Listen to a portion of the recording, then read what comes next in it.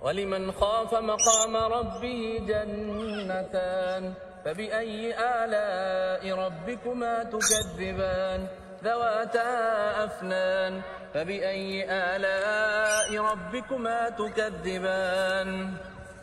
فيهما عينان تجريان فبأي آلاء ربكما تكذبان فيهما من كل فاكهة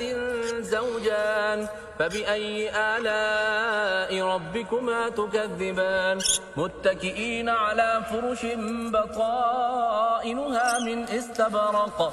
وجنى الجنتين دان فبأي آلاء ربكما تكذبان فيهن قاصرات الطرف لم يطمثهن إنس قبلهم ولا جان فبأي آلاء ربكما تكذبان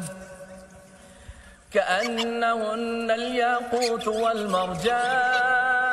فبأي آلاء ربكما تكذبان هل جزاء الإحسان إلا الإحسان فبأي آلاء ربكما تكذبان ومن دونهما جنتان فبأي آلاء ربكما تكذبان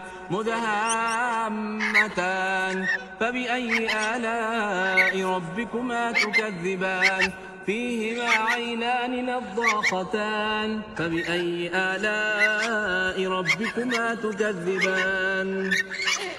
فيهما فاكهة ونخل ورمان فبأي آلاء ربكما تكذبان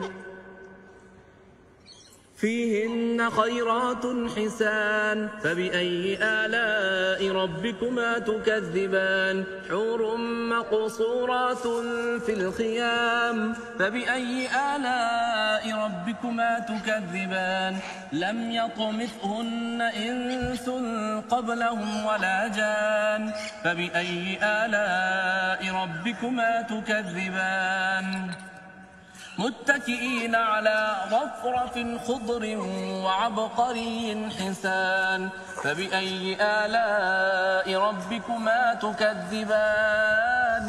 تبارك اسم ربك ذي الجلال والإكرام